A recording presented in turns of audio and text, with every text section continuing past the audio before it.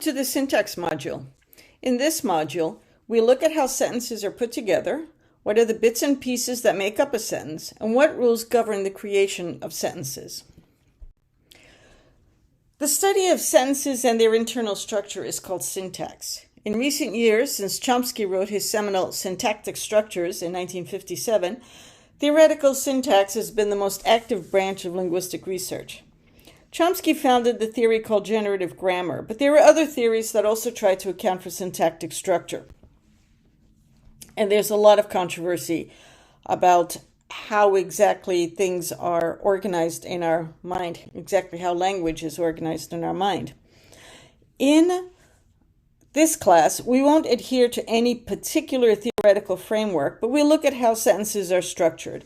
There is a lot of disagreement, but there is a lot of grounds for agreement, and we're going to look at what most theories agree on. So, what should a theory of syntax do?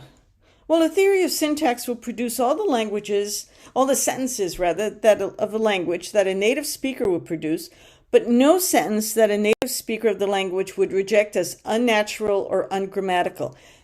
And again, I want to emphasize here, when we say ungrammatical, we mean ungrammatical according to the internal rules of the language and not according to what's Drunken White or what some other textbook would say.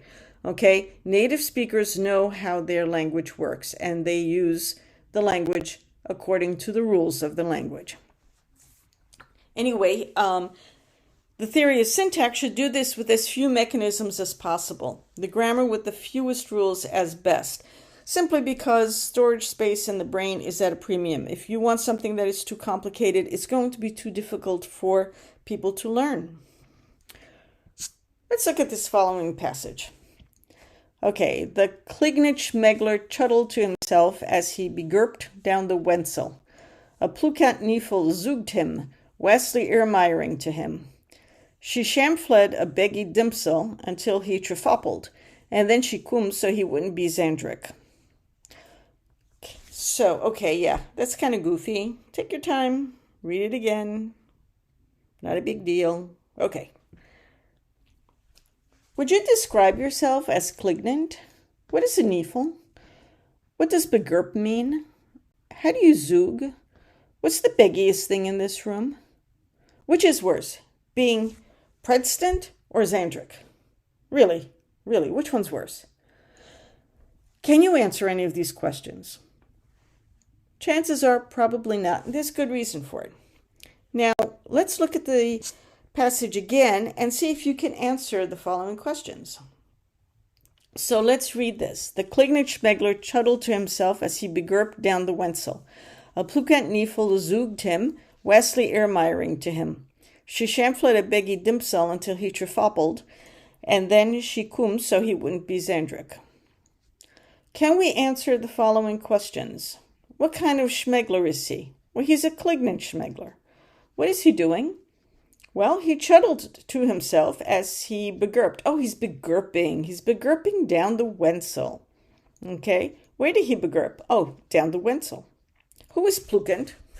The Niefel is Plukant. How did she Irmire? Well, Wesley.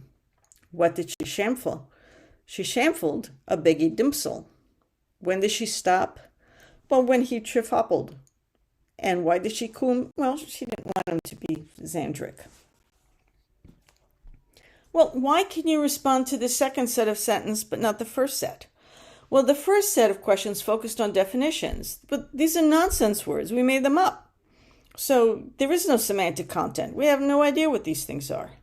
The second set of questions relies on information that is recoverable from the relationship between words in the sentence. You can infer relationships through our knowledge of the workings of English syntax. So you know syntax, you can figure out because of the relationship where the words are relative to each other and also what the morphological markings on these things are. See, there's a reason to learn morphology also. Okay, so what does this tell us? That part of what we do when we interpret language is to figure out the relationships that exist between the parts of a sentence. So syntacticians refer to dependency. And one example is that, for instance, a sentence's predicate ascribes an action or state to some entity or group of entities. And the predicator is the verb, and the arguments, in other words, the things that are involved in whatever the verb is doing, are the subject or the object, for instance. And relationships are conveyed through either the ordering of the elements or morphology. So let's take a look a little bit more. Examples. If we see the kids read the book, the verb is read, okay? And the word order gives us the relationship. The kids is the subject. They're the ones doing the reading. How do we know this? Because they come before the verb. The word the kids comes before the word read. The book is the thing that they are reading. And we know this because the book comes after the word read. The kids read the book. This is a subject-verb-object language, English is, and the word order gives us the relationship. But not every language works like that. Let's take a look at Russian. So we've got here the example, Дети читают книгу. Okay, so we've got the word child that is marked with the plural nominative. That's that E at the end. We've got the verb chita, and then we've got yut, which tells you that it's present tense and that it's plural. Okay, third person plural specifically. Then we've got knigu. Knig is the word for book, and then that u, it looks like a Y, but that's in Cyrillic, it's u, marks the feminine accusative. So the nominative marker tells you that this is the subject. The accusative marker tells you that's the direct object. And that means that in Russian, you can change the word order. You can say читаю книгу дети and книгу читают дети. And it means the same thing, okay? There might be differences stylistically or in emphasis, but in terms of semantics, it's the kids who are reading the book, no matter what order you put it in. So let's look at these. So we've got the Klignich, Schmegler, chuttled to himself. Again, the whole sentence.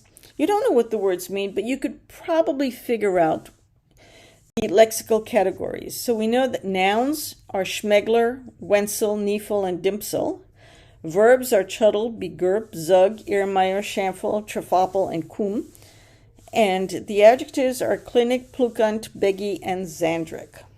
Okay, how do we know these things? Because we can look again at the relationship of words that are acting together. Now, there are some non-nonsense words, some English words in there, and they're the ones that are going to give us clues. So, generally, when we talk about nouns and verbs, we give semantic definitions. So nouns refer to people, places, or things. Verbs refer to actions or states. And adjectives refer to properties or qualities. But if we look at the example that we have, how do we know whether we're dealing with people, places, or things? Or how do we know which of these nonsense words refer to actions or states? Okay, well, we can, looking at relationships again, we're going to use some of other diagnostics, and we're going to get to those in just a minute. Okay, we can infer that Schmegler refers to a person or a thing, Chuttle is an action, and Klignant is a property or characteristic. How? We're not going to go with semantic content. We're also going to look at syntactic and morphological behavior. So lexical classes are words such as nouns, verbs, prepositions, adjectives, okay? And again, semantic content is only one diagnostic. So nouns refer to people, places, and things. Yes, okay, fine. But we also look at other things. So semantic is what does it mean? Syntactic is where in the sentence does it occur, okay? In other words, what are the words that are around it? And morphological is what kinds of morphemes does it co-occur with? In other words, what kinds of prefixes, suffixes, affixes, or other words appear with it. Okay, so let's look at this. So English lexical classes, nouns. Okay, person, place, or thing. We've heard about this. But what we do know is that if it's the subject of a sentence, it's going to be just before the verb. Okay? If it's the object of a verb, we're going to get a noun phrase, verb phrase, and then we'll get it after the verb. If it's the object of a preposition, it'll be after a preposition. Okay? So that's generally the noun phrase. Now, when we say immediately after, frequently nouns will also co-occur with determiners. We'll get to that in just a second. So they may co-occur with the possessive marker, okay, apostrophe S. They might have endings that are noun-creating suffixes like ation, meant, ity, ism, ness. All of these things create nouns. So happy is an adjective, happiness. Okay, happiness is a noun. And then we've got, for instance, common nouns usually are preceded by a determiner. So or an or the or my or your. Okay, and they may appear with the plural s. Okay. Mass nouns may be preceded with the. They can't be preceded by because that means just one, but it could be with the. And they can't appear with the plural s. Proper nouns can't appear with a determiner or plural. So those things are a little bit more difficult, okay? Generally, for instance, adjectives don't appear by themselves. And then we'll also look at the verbs and see what's going on there too, okay? But if you look and see if something's got an or an or a the in front of it, or a my or a your, chances are very good that it's a noun. All right. Verbs. We say that verbs express an action, event, or a state of being. Now, intransitive verbs usually have a noun in front of them, but not a noun in back of them, after them. Transitive verbs have a noun in front and a noun afterwards. They're sandwiched between two nouns. Okay? Ditransitives will have a noun on one side, and then they'll be followed by two noun phrases. Okay? A copular would have a noun in front of it and then an adjective after it. So if we look at these frames, we could pretty much figure out that we're looking at a verb. Morphologically, we'd have to have a progressive ending, for instance, the ing, but that can sometimes look like a noun. So that's not completely, but it helps. Most will co-occur with tense marker, like either ed or s, or have a will in front of it. Okay?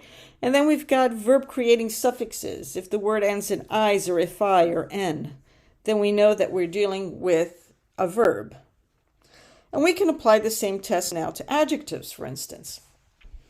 So semantic indicates a quality or a property of a noun.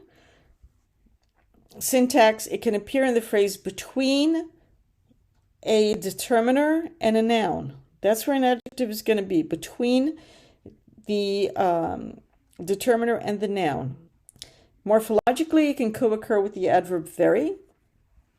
You can have the comparative, so either or est, for instance, and then there are adjective creating suffixes such as able, full, ish, I've, us, like. Okay? So in the sentence, for instance, the Klignit Schmegler, we know that Klignit is the adjective because it appears between the determiner the and the noun Schmegler. Okay, and that's how we know, because of the frame that it appears in. Now, the diagnostics that we gave are language specific, so they have to be determined by observing data from the language being described. Okay? And also there's an assumption that noun, verb, and adjective are universal, but adjective is kind of variable. Okay? In some languages, it's a separate category. In other languages, it's a subtype of nouns. And in other languages, it's a subtype of verbs. So let's look here. And we could see Hausa, for instance. Okay. If you want to say a kind person, what you actually say is a person having kindness. So I'm not going to try to pronounce these, but if you look at the example here, you can see Hausa, you have the word for person, the word for having, and then we've got kindness, intelligence, prosperity. And these things mean a kind, intelligent, prosperous person. So literally it means a person who has kindness, a person who has intelligence, a person who has prosperity. And if you look at the construction, it's the same as a person having a horse. Okay? So in Hausa, adjectives behave like nouns. Okay? In Korean, rather, they behave like verbs. Okay? So that girl is pretty. You could see that the ending, that ta ending, okay, it tells you that you're dealing with a verb. And that girl sleeps, you've got that ta ending that tells you that it acts like a verb. Okay, so again, there are these lexical classes, but we have to see how it is that they behave in different languages. Verbs and nouns, pretty much universal. Adjectives might be a subtype thereof. But in each language, you're going to see how the morphology and the frames into which these words belong. Okay?